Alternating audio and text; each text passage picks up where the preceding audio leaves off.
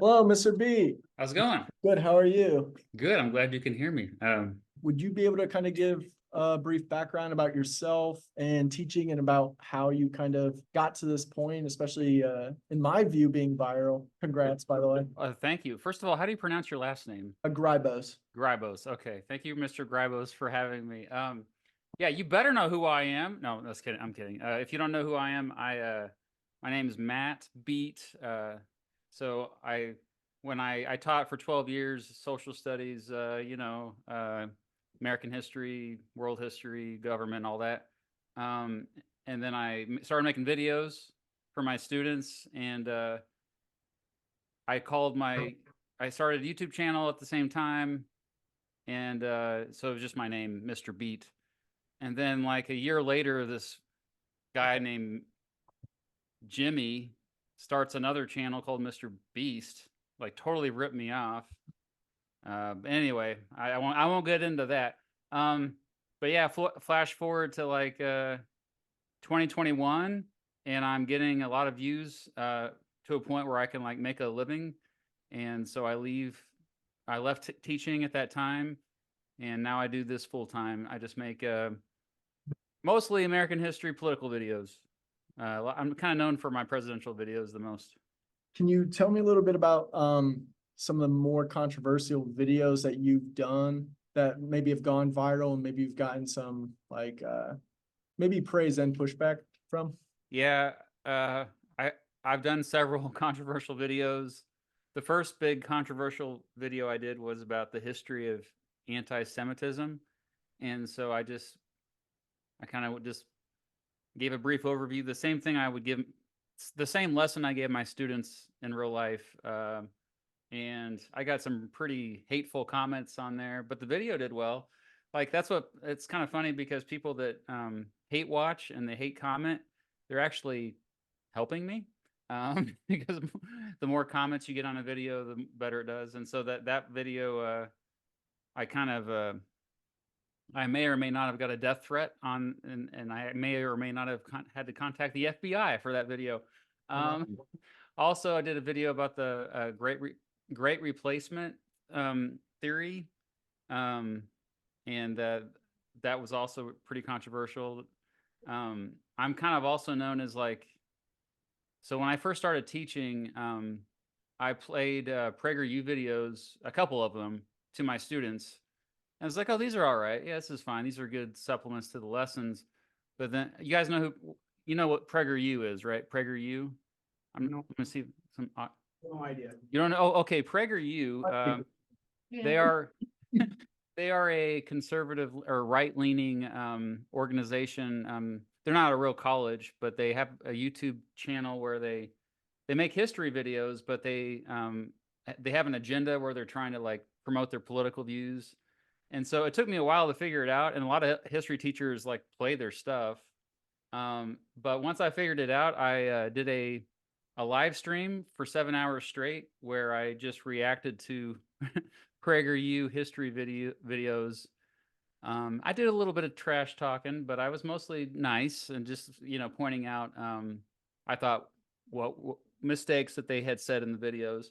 So that was also controversial, but it did pretty well. But yeah, no joke. 7 hours straight, I live streamed. It was a little bit exhausting. Can you explain maybe in the next like 2 or 3 minutes what the anti-Semitism video like was about and maybe some of the critiques? It's called "Why Do People Hate Jews?" So that's very clickbaity, but that's what it was about. Like the history going back to 2,000 years ago, about the first people who persecuted and discriminated Jewish people. And they are like, what I did is I went around to other teachers and I asked them, what's the first group you think of when you think about oppressed groups or groups that are targeted by, you know, hateful people? And almost everybody said Jewish people. And that's kind of how I framed it. It's like, why is this one group targeted so much? And so it was just informative. It wasn't really, the content itself was not controversial, but you have a title of a video like that, you're going to get some anti-Semitic comments. And that's what has happened. If you go to that video now, you'll see sort by new. It's pretty kind of horrific, but maybe you don't want to go there. Did you see an uptick in those comments after the conflict between Israel and Hamas? Not really. It's been pretty steady. However, I have another video comparing Israel and Palestine. I released it on October 7th, 2022, exactly a year before the Hamas attack. And so a lot of people watched it after that. But in my video, like it's pretty cool because the video I made, I was very careful. Like I had a Palestinian and an Israeli look over the script, both. They were like going back and forth, and I based it mostly on this class I took when I was in college, that was called the History of the Arab-Israeli Conflict, because this goes way back, to the 1940s, actually really 1920s. So a lot of, a lot of people learned a lot, I think, because, it's been in the news every day, right? You see all the protests around the country. You can't escape it anymore, but that video has been doing better because of that. I'm really proud of it though. Like it's because I try to like be as objective as possible. You said that you had an Israeli and a Palestinian look it over. What were some of the things that they pointed out or maybe didn't like or wanted to adjust? Yeah, predictable stuff like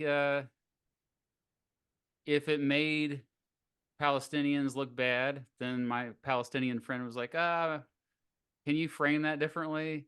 And the same thing with my Israeli friend. And both of them are also YouTubers.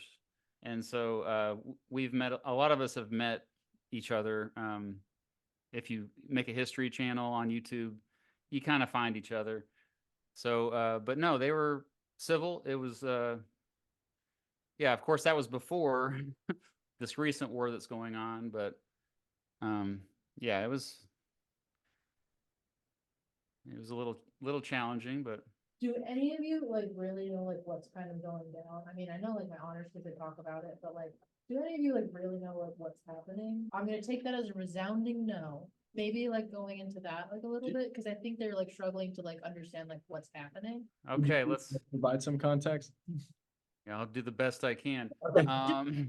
Oh gosh, sum up the Israeli-Palestine conflict in 30 seconds. Okay, so you have one group of people, the Jewish people, who has been persecuted around the world for a long time. Have you heard of the Holocaust? Please tell me that you've heard of the Holocaust. Raise your hand if you've heard of the Holocaust. Okay, you've heard of the Holocaust. Okay, that's a start.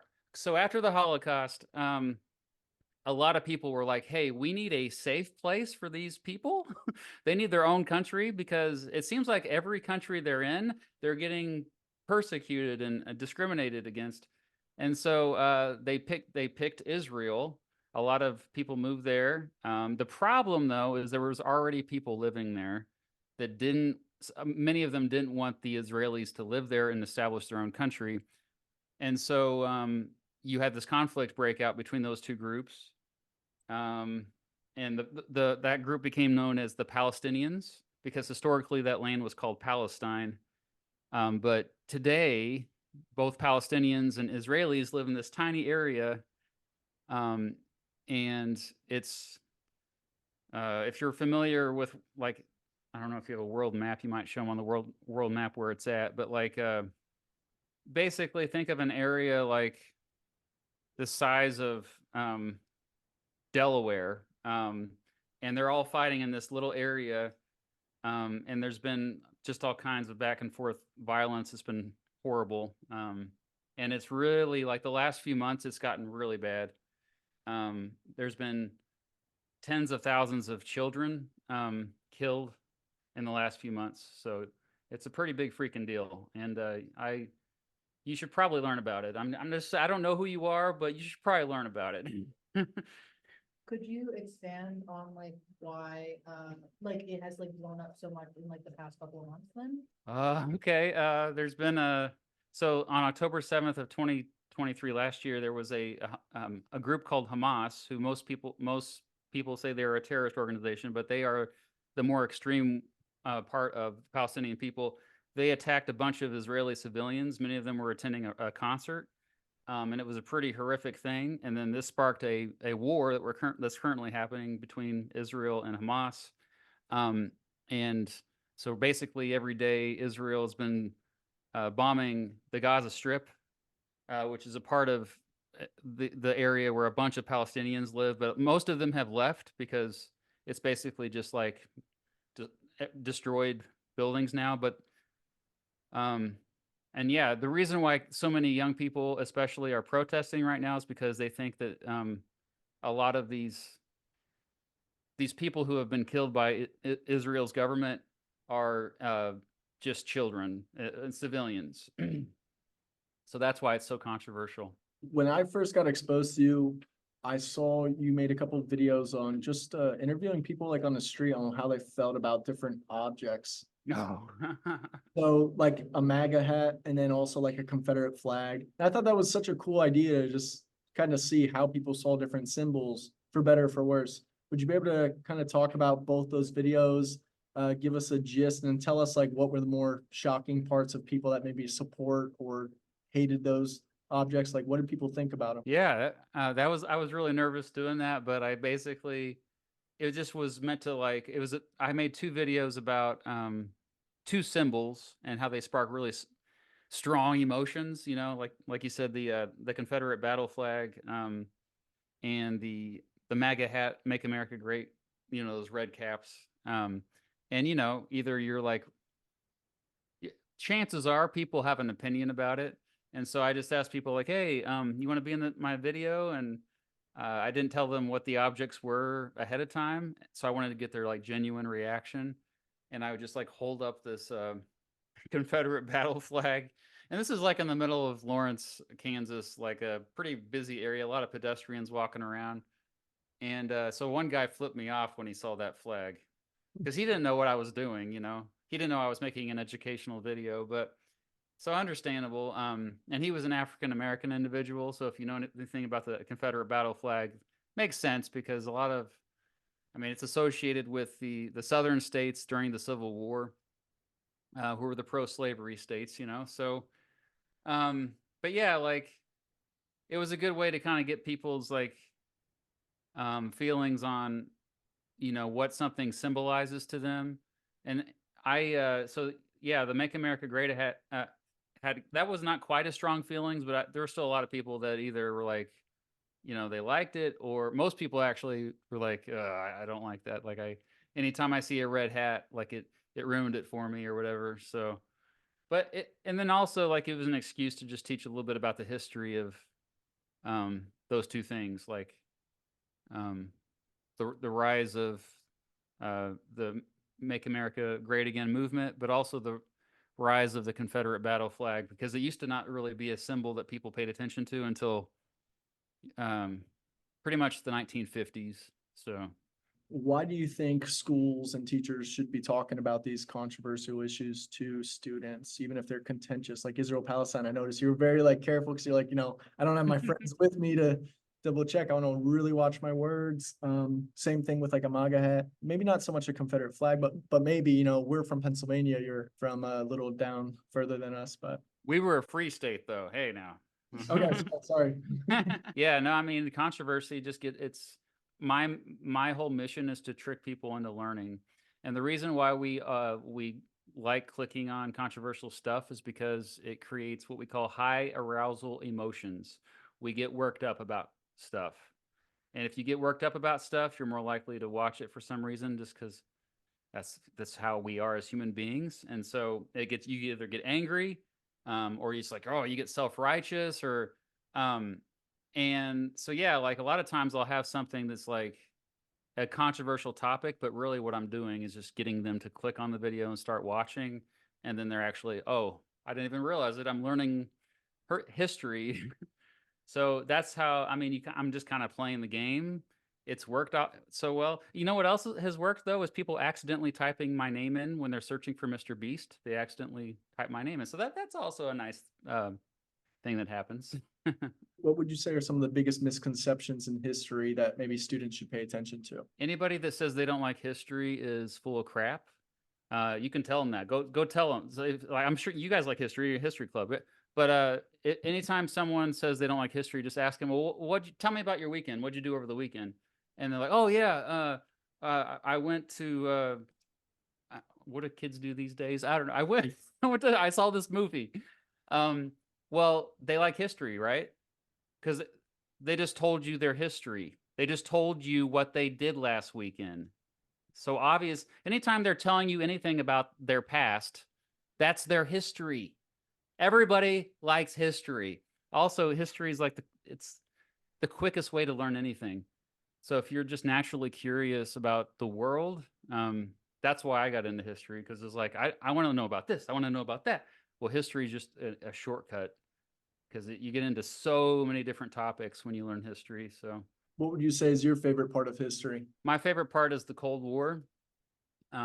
So the 1945 to 1991, that period when you had the United States and the Soviet Union that were, talking trash and threatening nuclear war. It was a scary time. This is also when we had some crazy wars that happened, like the Korean War, which my grandpa fought in, and the Vietnam War, which I'm actually making a video about right now. So yeah, it was just a cool, not cool, but it was a cold time to learn about. But yeah, Cold War.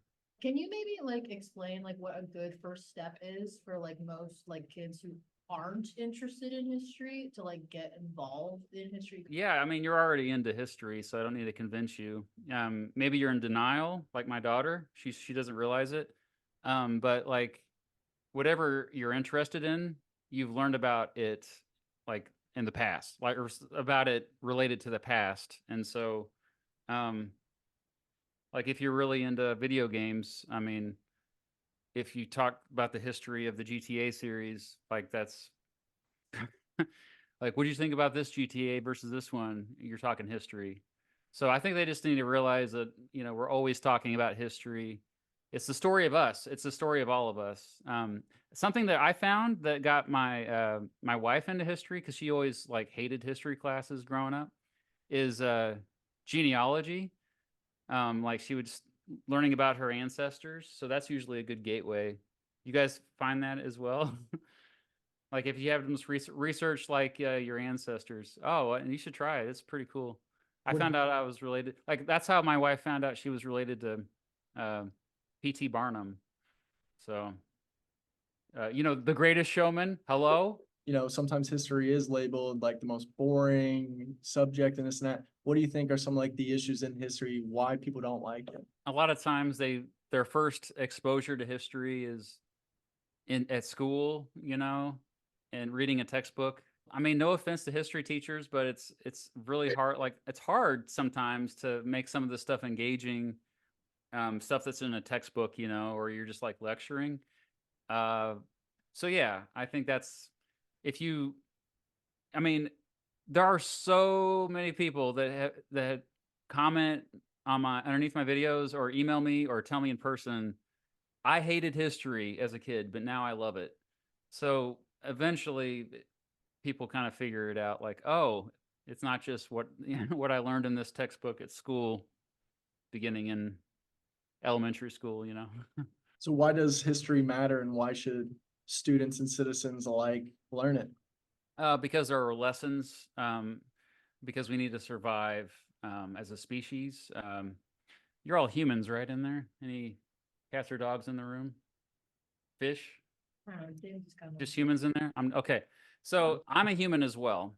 I know some people don't think I am, but I am a human. We all are human beings. We want our species to survive. Who could tell me how long has our species been around? Human beings. Anyone know how long have we been around? Science guy? Only science guy. What do you mean, science? I just made it up on the spot. Oh, well, hey, that's a skill. No, like humans have been around like approximately 200,000 years, so not that long. I would like for us to be around millions of years, And in order for us to be around as a species, we have to learn about the mistakes we made in the past.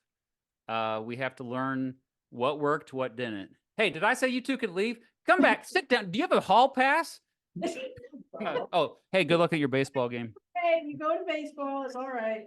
That's so funny you did that. Our last speaker did that to the kids that had to leave for game two. That's funny. So what's like a good way for like history teachers to not become like hated, like to not have like their subject hated? Because like I teach civics and I teach civics to ninth graders. And it's a rough time because it's the government and already like history is like looked at as like so boring.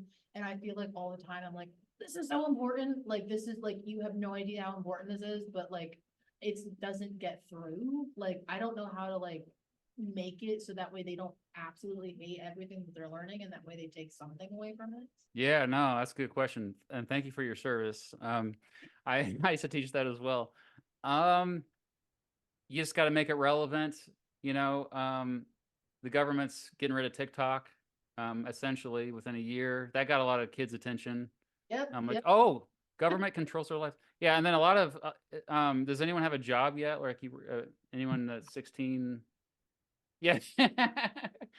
Well, like once I noticed that a lot of kids get into civics and stuff once they start paying taxes. Like, why are they taking my money? Like, so that was one of the first things that got me into like learning about the government. So yeah, finding something that's day to day, what we go through. They're taking away TikTok. What else are they going to take away? They're going to take away Snapchat next. Instagram next. What's next? Well, if you don't like it, you need to like be civically engaged, and that's a start, I guess. What are some like the issues around the US right now in regard to history and the different narratives we tell, or the even banning of certain topics to be told? It's tough because a lot of times if you want to teach about, like I brought up the Holocaust earlier, if you make a video about the Holocaust, it automatically gets age restricted, which means you have to be logged in on YouTube and prove that you're 18 years old to watch it. And it also doesn't get recommended. So, which means less people know about the Holocaust. And so anytime there's something that's somewhat controversial, we don't get incentivized like we do for other content. Our videos get demonetized if we talk about wars or something like this video I'm currently working on about the Vietnam War is probably not going to be monetized. I won't be able to make much money from it because it's about a war, and YouTube is worried about advertisers. They don't want because ultimately they just want to make money, and if they're going to scare away advertisers, they don't want to like run ads over war, especially if you're showing dead bodies and stuff. But that's what you need to see, the dead bodies. Everyone should see dead bodies because like it's a way, because we live in very peaceful times overall, and I think if we're not exposed to these more traumatic things, we are probably not as prepared for adulthood as we should be. So yeah, I think that's kind of the biggest frustration. I think it makes it harder for us to teach like what really happened about more controversial events. And how about that same question, but in the classrooms? It's if I were a teacher, I would just teach what I was going to teach anyway. What are they going to do? Arrest you? Like that would be actually pretty cool if a teacher got arrested for just teaching like about a historical event. But I mean, yeah, like I know it's easier said than done, but it's kind of crazy that you'd want to like hide information, especially because like if you hide the information, kids are much more likely to seek it out, So I just think it's kind of crazy that they're trying to like, they say they're about free speech. Well, just let us teach. Oh, that's a slogan. They say they're about free speech. Well, let us teach. Yeah.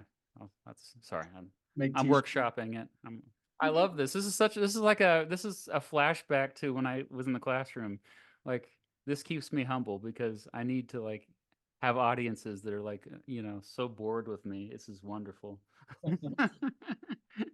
You could give kids advice. What would you tell them looking back now? Being in high school or even college, like it's just blink of the eye. It's going to go by fast, and it doesn't really matter that much. Like we think it matters so much.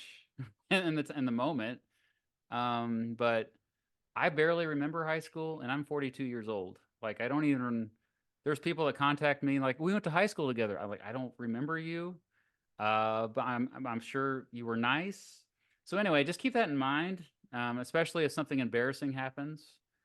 Even if somebody posts it on Snapchat, it will eventually get deleted, because the internet. There's actually Google dead internet theory. Like, a lot of the internet is actually not going to be around. So even if it's caught on film, your embarrassing moment, don't worry. Someday it will be gone. And every day is a new beginning. So So reassuring. I Very, never embarrass myself. Never. Except right now. very similarly, can you give advice for students in studying history and social studies? Maybe like different ways or skills they should learn. The most important skills to learn are communication skills. So how to read and write, and how to like break stuff down that's complicated, and like share it with somebody else in a way that in which they can understand it. If you are good at communicating this stuff, then those skills carry over to a lot of things, because a lot of the most powerful people in the world are just good at communicating. They're good at talking. That's really what it is.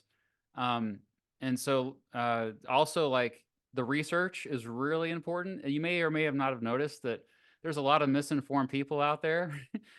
They think they know the truth, but really they were never taught properly how to research, how to critically think about information. So the process of studying history means you are like corroborating sources. You're analyzing sources, like why should I trust what this book says versus what this letter says, or how do I know that this photograph wasn't staged versus like catching an authentic moment. When you're analyzing all that, evaluating all the sources, those are also skills that translates to just like being good at learning anything new. When you made the comment about people just not really knowing things, maybe even feeling confident about it, what were some like the biggest myths or misconceptions you dealt with maybe now or online or in public, or that you can remember from the classroom? There are a lot. I used to think that Napoleon Bonaparte was short. That was a common myth. Yeah, there's another one. I just made a video about. Everybody thinks that for some reason, I think it probably the Godfather movies, but that when our ancestors that came to Ellis Island when they immigrated from another country, that they if they had a weird last name, that somebody at Ellis Island shortened it or Americanized it. That's a myth. That never happened to Ellis Island. I used to believe it until not that long ago. So there's all kinds of these things that we just believe. Oh, Vietnam War. I was just making that video right now. People used to believe that the soldiers that came back from Vietnam were spit on by war protesters, but there's no evidence of that ever happening. And I didn't even know that until recently as well. So we believe crap all the time, that didn't really happen. It's okay, as long as we keep learning. I was gonna say, are there any resources that you recommend for students? I'll give a shout out to Crash Course did this whole new channel that people don't know about. It's called Study Skills, and I wish that was around when I was in school, because it's just practical stuff. Have you ever shown Crash Course videos before? Yep. Yeah, so like so Hank Green, who I've met actually a couple times, he's a really nice guy. He started this other channel that just is literally how to do good at school. I think it's called Study Skills. That's a good resource. Let me double check on that. Was it study hall, maybe? Or Study Hall. That's it. I think so. Why would you tell the kids that it's super important to continue learning? Because I have found that they don't kind of question what's being presented to them. I have found that they just kind of accept it and move on. How would you tell them to like not just take things at face value and actually continue to learn and make learning like a life skill? Because learning should be a life skill. Yeah, you'll be happier. If you just keep learning, you'll be happier. I'm more happy now than I've ever been in my entire life, and it's because I continue to learn. If I just did things the same, I'd still be miserable. I'd still be a miserable 15-year-old. No offense. Like seriously, if you, I mean, you want to be happy, right? Everybody wants to be happy. So, it's easy just to like say, oh yeah, I've got everything figured out and I don't need to learn anything new. That's easy. But that's also like, who would just wants life to be easy? Like, you feel much better if you encounter hard things, obstacles every day. So that's another reason why, like, you should just like bust out Duolingo and start learning another language. Just do it, you know? To kind of wrap up the conversation, I want to say thank you again. I'm going to ask the question that I know students really want to know, and take your time with this answer. But Drake or Kendrick? I mean, I start with the music. I always go back to the music, and Because you're a musician too, so this is not just like the weight of the world of social studies on your shoulders. This is also the musician's background. So your answer counts more than anyone in this room. I rapped about George W. Bush. I have a rap song about George W. Bush. Yeah, Kendrick has better music. I mean, let's just be honest. Yeah, He's Kendrick. more talented. So this whole thing, this whole beef between the two though, is purely a publicity stunt. So that's another thing. Like, they probably secretly love each other. Well, thank you. I appreciate the conclusion. It was fantastic. Yeah, thanks for having me. Have a good day and stay in touch. Thank you. Thank See you. ya. Take care.